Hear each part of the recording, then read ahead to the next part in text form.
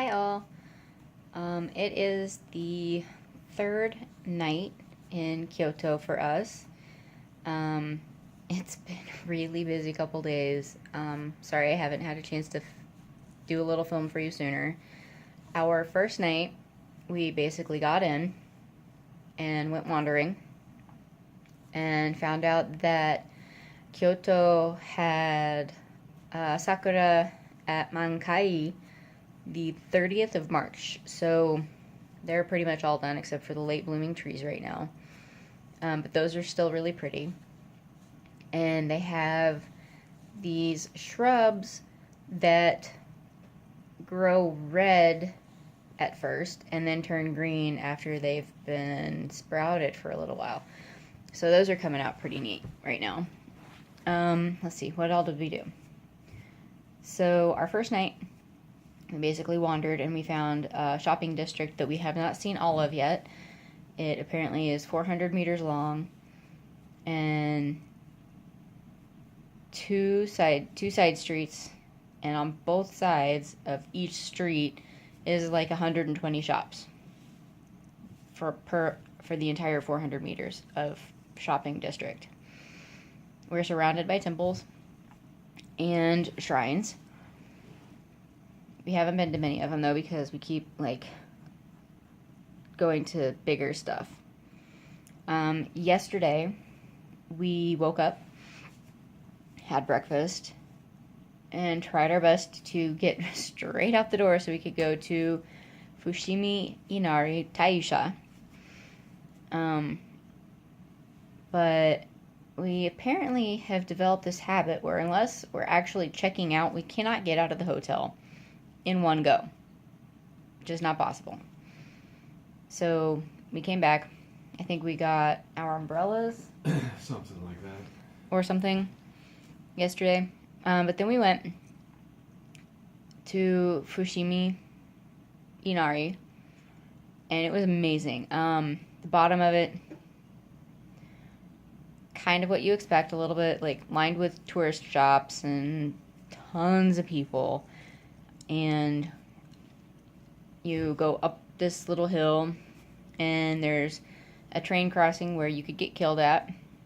Two train crossings where you could get killed at if you're not careful, or pay attention to the terrifying alarm that goes off that a train is coming. Then you get to the first temple main complex area. Big buildings, lots of little outbuildings. They're all painted this vibrant red-orange because fox color.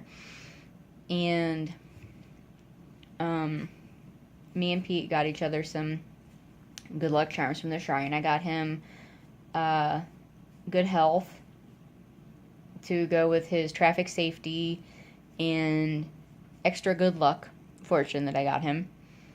So I'm hoping he's covered from car wrecks in the future. He got me, it was just general good luck. I think so. Okay. General good luck, which, never hurts anybody. Then we followed the cattle ramps, is what the bottom part of the whole shrine feels like, because there are thousands of people all going the same direction, and that's it. The entire thing is lined with torii gates.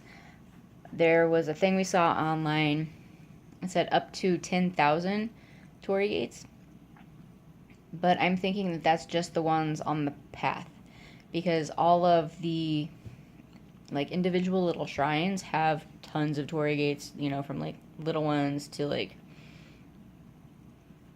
18, 24 inches tall maybe. They all have writing on them. They're in various states of preservation because it's really what city and location and everything. And I have photos. The wood rots, so they get replaced and repainted occasionally because people go through and write in the dyeing paint on with their fingers and stuff on them. We made it all the way up to the top, which was much less trafficked because a lot of people don't want to go the almost a mile to the top. And then we stopped and had a little bit of tea. Pete thought the tea was better than average and that the sweets... The water turned off, by the way. Oh, hey. That the sweet was way too sweet. But you're supposed to have a super sweet, and very bitter tea, and they're supposed to go together, and everything is awesome. Then we took just long enough that we were able to train back to the hotel, go upstairs, charge my phone for a little bit because I'd killed the camera taking photos and videos at the shrine, and meet our tour guide who took us to a couple of temples. There was Shinju Gendo Temple. I only have a couple of photos from that. There's no photography allowed inside the building, and there are signs everywhere that they may check your camera to see if you took photos. But it is very humbling in that temple. There are 1,001 Kannon Buddha statues, and 28 Japanese Buddhist sculptures that were all done by the same people that did the Kannon Buddha, but the style is like 100% different. The Kannon Buddha are all done in what you would think of as traditional Buddhist style. But then the 28 guardian gods are like, super ripply muscles and like flowing clouds and dragons and snakes all over them in very native Japanese style. So it was a nice contrast to see things. There were most of the statues now are replicas or replacements. Replacements? Yes. Yeah, replacements of the original 1,000 because in the 1200s, sometime was it 1200s or 1300s? 1200s. It was less than 100 years after it was built. Originally. Okay, so less than 100 years after it was Sanju Gendo was built, there was a massive fire because, Kyoto at the period of time was all made out of wood and fire happened. And the monks on the property did their best to save as many of the statues as they could, and they saved 124. So there are 124 original statues, and then the the artists that created the original sets were dead, of course, because it's 124 years later. But they contacted many more, and several of them made several of the new ones and gold leafed them, and it's this great How long is the building?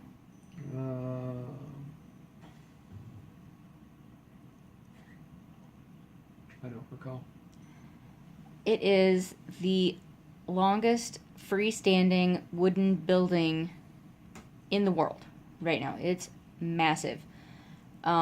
We got halfway through to the main Buddha that all the other Buddhas were supporting, and we're like, we still have to go all the rest of the way to the end of the building. When it was originally built, the emperor lived there before Kyoto was no longer the capital, and they would have archery contests where they would shoot from one end of the building to the other end of the building. And you had different levels of winning. So if you hit the target, that was a good thing. But they also saw how far your arrows would go before you didn't hit the target, and you won something for that. And there was a guy, it was a 24-hour contest, so they shot sitting down, and one of the guys shot over 13,000 arrows in a 24-hour period of time. Just over 8,000 of them actually hit the target, with a Japanese wooden bow. It's amazing accuracy and ability. Yeah. So our Miki, our tour guide, told us that they have 20 of the Canon Buddhas sent out to the museums to get maintained every year. It takes 50 years to go through them all. And by the time they finish, they have to start all over again because there's constantly incense and candles burning. But it's amazing how different all the faces are. Like, there are some of them that look mildly annoyed that you're staring at them. And there are some that are really peaceful. Some have their eyes cracked open a little bit. It's just... Photos are absolutely prohibited, or I would have taken some because it's just amazing in there. Whether you're Buddhist or not. Christina, I wish you could have been here to see it. Maybe we'll drag your happy butt out here sometime to see it. After that, we went to Kodaiji Temple, which is unusual in the fact that it was built by a widowed empress with parts of her and her husband's previous residence just like picked up and moved to where she was living because she wanted to be within sight of his grave. Which brings us up to the second reason why it's unusual, because she was not cremated. Her body is buried on site, and there's a temple built on top of it. One of the buildings in the temple is now like a temporary exhibition space, and there was this artist pair exhibiting.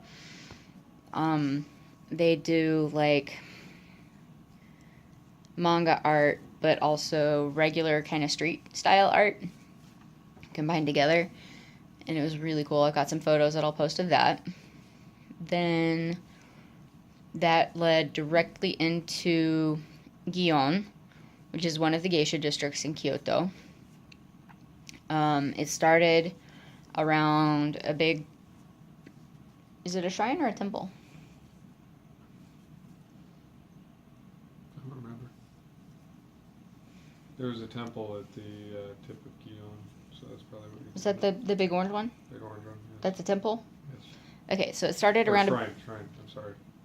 Okay, it started around a Shinto shrine. And Miki told us that originally what would happen is that, pilgrims would go to the shrine and want to do their prayer and everything to the god at that shrine. And the locals living around him would be like, okay, well, here, have some tea. Let's be hospitable. We'll offer you some tea. And then they were like, well, let's do teas and sweets. Just be extra nice. And then the people just kind of started hanging around. And they're like, okay, let's do teas and sweets and maybe some music. And then it evolved into having geisha do music and dancing and the whole rigmarole. I got to see 5 geisha. 5. I'm going back tomorrow night to try to see if I can see some more, because the best time to see them is between 5 and 6 when they're in between their house, which is also called a tea house, and work at another tea house. And she told us that you can tell real geisha in the Kyoto area instead of people that are dressed up like geisha, because they don't look at you, they don't stop walking, and if you do manage to stop one and ask them to take your picture, they will refuse. So it is expected that you will just try to snipe photos of them as they're walking off to work. Pete feels bad that, hundreds of people are trying to snipe photos of these people as they're going off to work, and he thinks that they might be really annoyed by it. I think they're probably more annoyed by the fact that there's just a bunch of tourists in their way to work on a tiny-ass little road that has two-way traffic on it. Hundreds of people walking and two-way traffic. It's not good. And she wandered around and showed us how to tell if a geisha house was a registered geisha house or not. And then me and Pete went off to dinner at Torikizoku again because they have these awesome shochu drinks. And we passed it on our way out in the morning, and I was like, I want more of those drinks. So we went back and had more of those drinks. They're really yummy. I think that this is probably more than I can upload at once, so I'm going to stop for now and do another one in a few minutes. I need to make some tea so I stay awake for tonight. More later.